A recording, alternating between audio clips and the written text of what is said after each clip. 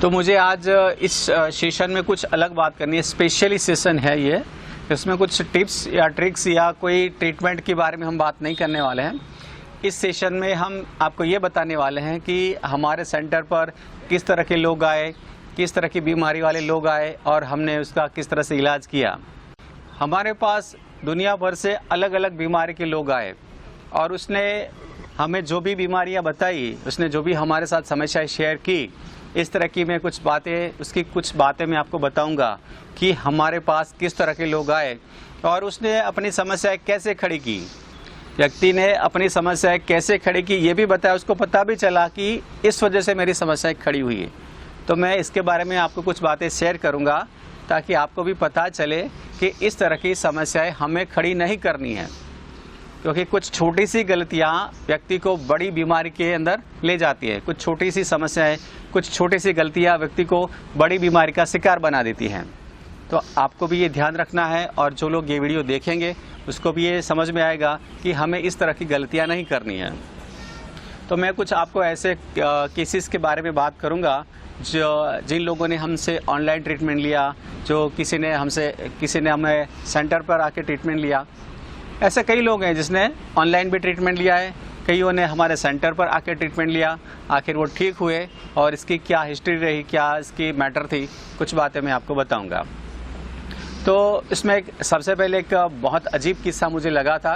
तो इस केस में हरियाणा के एक टीचर की बात थी।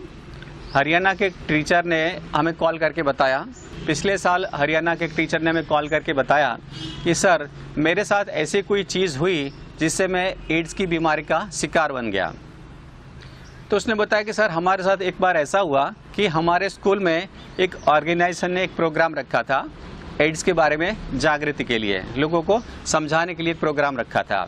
तो मुझे इसके बारे में बहुत इंटरेस्ट था और मैं ज़्यादा जिज्ञासु हूँ, तो मैं पहली लाइन में बैठकर ये सारी बातें मैं सुन रहा था। उसमें जो भी डॉक्टर और एक्सपर्ट जो बातें बता रहे थे कि एड्स इस तरह से फैलता है, इस तरह से जागृति होनी चाहिए, उसने जो भी बातें बताई मैंने दिमाग में इमेजिन के साथ वो सारा प्रोग्राम अटेंड किया। और ये करीब 1.5 घंटे का प्रोग्राम था। 1.5 घंटे तक मेरे दिमाग में कंटिन्यूस एड्स के बारे में चीज़ें चलती रही कि ऐसे ऐसे चीज़ों से एड्स फैलता है। तो मेरे दिमाग में कंटिन्यूस ऐसा चलता रहा। उस टाइम तो मुझे कुछ खास महसूस नहीं हुआ, लेकिन जब रात को मैं बिस्तर पर सोने गया तो मेरे दिमाग में वो सारी चीज़ें रिपीट होने लगी और मेरे दिमाग में ये सारी चीज़ें आने लगी कि शायद ये चीज़ मेरे साथ तो नहीं हुई होगी। और मैं अपनी लाइफ को रिवर्स में जाके चेक करने लगा कि कहीं मैंने सेविंग के दौरान ऐसे पुराने ब्लेड यूज़ किए होंगे बार ने, तो भी शायद मुझे ये प्रॉब्लम हो सकती है। कहीं पिछले पास्ट में कई डॉक्टर ने मुझे इंजेक्शन दिया है तो शायद उसने सीरीज़ नहीं बदला होगा, शायद इससे भी मुझे एड्स हो सकता है या हुआ होगा। बहुत सारी चीज़ें मैं कंपेयर करने लगा। बहुत सारी चीज़ों को मैं जो बातें सेमिनार में बताई गई वो सारी बातें मैंने खुद के साथ चेक करना शुरू किया। रात को सुबह तक मुझे ये लगा कि मुझे एड्स हो गया है। तो मैंने घर वालों को बताया कि मुझे कुछ ज़्यादा प्रॉब्लम है, मुझे डॉक्टर को दिखाना चाहिए और मुझे कुछ टेस्ट करवाने हैं। घर वालों को बताया नहीं, लेकिन मैं खुद थोड़ा सा ठीक हो गए टेस्ट करवाने के लिए चला गया लेबोरेटरी। तो वहाँ पे जब टेस्ट आया, वहाँ पे जब टेस्ट करवाया और रिपोर्ट आया, रिपोर्ट सारे नेगेटिव थे, यानी नॉर्मल था, कोई बीमारी नहीं थी। लेकिन ये सारे रिपोर्ट देखने के बाद भी दिमाग के अंदर बस यही चीज़ें चलती रही कि मुझे एड्स हो गया है।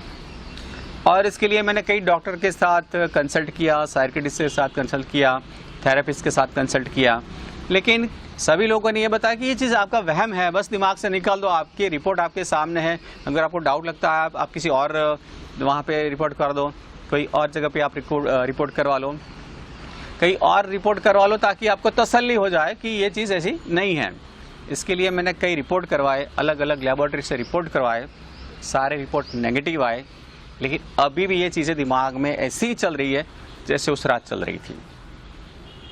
फिर मैंने बहुत सारी इस तरह की चीज़ें देखी और मैंने जांच करते करते YouTube पर मैंने कोशिश की क्या इसका क्या हल हो सकता है। उस टाइम मुझे आपकी वीडियो मिली तो मैंने उसी टाइम कॉल किया आपसे कि सर मुझे इस तरह की समस्या है, और मैंने उसको बताया था कि देखो ये एक दिमाग का एक वहम होता है, तो इसका इलाज कोई मेडिसिन से नहीं होता है, इसके लिए आपको कुछ स्पेशल ट्रीटमेंट लेना पड़ेगा, इससे आप ये चीज़ कर सकते हो। फिर व्यक्ति ने हमसे ऑनलाइन ट्रीटमेंट लिया और जैसे हम आपको थेरापी करते हैं, ट्रीटमेंट करते हैं, इस तरह से हमने उसको प्रैक्टिस बताया, दिन के 4 प्रैक्टिस सेशन बताए। दिमाग के अंदर हमने इमेजिन करवाया उसको कि इसका पूरा बॉडी हेल्दी है, बॉडी के अंदर कोई भी बीमारी नहीं है। बहुत सारी थेरापीज हमने उसको ऑनलाइन करवाई।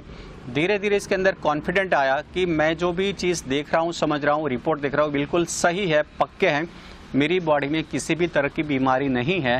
ये चीज़ इसके दिमाग में हमें क्रिएट करनी पड़ी। ये सब फीलिंग हमने इसके दिमाग में क्रिएट किया कि बॉडी बिल्कुल स्वस्थ है। लंबा इलाज चला, लेकिन आखिर मानसिक रूप से वो स्वस्थ हो गया, ठीक हो गया। सर अब मुझे कोई डर नहीं लग रहा है, अब मैं बिल्कुल अच्छा महसूस करता हूँ, दिमाग के अंदर किसी भी तरह का बीमारी का डर नहीं है। तो एक मैं आपको इस केस से क्या बताना चाहता हूँ कि हुआ क्या इसके साथ, क्यों उसको ये प्रॉब्लम हो गई। गहराई से एनालिसिस करो आप सर, गहराई से उसके बारे में सोच हाँ, लिया।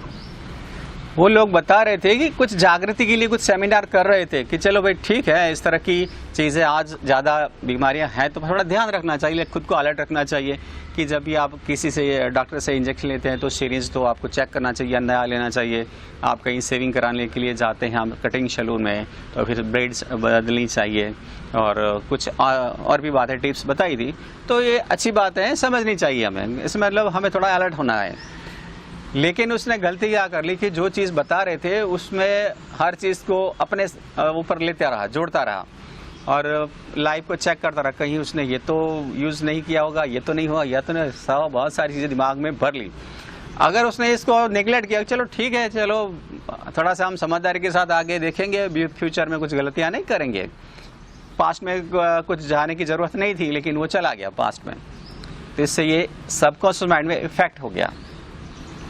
एक ही रात की सोच इसके दिमाग में घुस गई, गहराई से घुस गई और उसको इस तरह का मरीज बना दिया।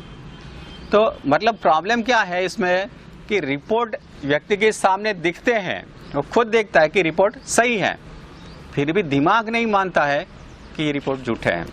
उसको रियल में पता है कि रिपोर्ट बता रहे हैं कि एक्चुअल में मुझे कोई बीमारी नहीं है, लेकिन इसका दिमाग नहीं मान सकता था कि नहीं, कुछ तो गड़बड़ हो सकती है।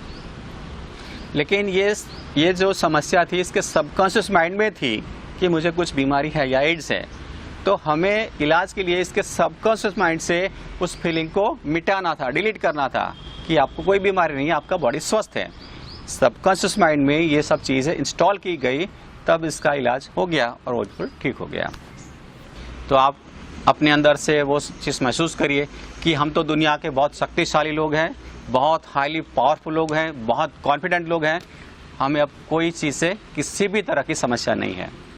फ्रेंड्स, ये वीडियो आपको अच्छा लगता है तो इस वीडियो को लाइक कीजिए, अपने दोस्तों के साथ और अपने हर ग्रुप में इस वीडियो को ज़्यादा से ज़्यादा शेयर कीजिए, ताकि हर व्यक्ति हमेशा के लिए पॉजिटिव रहे, स्वस्थ रहे, खुश रहे और कॉन्फिडेंट रहे। इस वीडियो के बारे में आपकी राय हमें कमेंट में बताइए और आप हमसे कैसी वीडियो चाहते हैं ये भी हमें कमेंट में बताइए, ताकि हम आने वाले समय में आपको इस पर वीडियो दे सके। अगर आपने हमारे इस चैनल को सब्सक्राइब नहीं किया है तो चैनल को सब्सक्राइब कीजिए और बेल आइकन को हिट कीजिए, ताकि आने वाले हमारे वीडियो की नोटिफिकेशन आपको हमेशा मिलती रहे।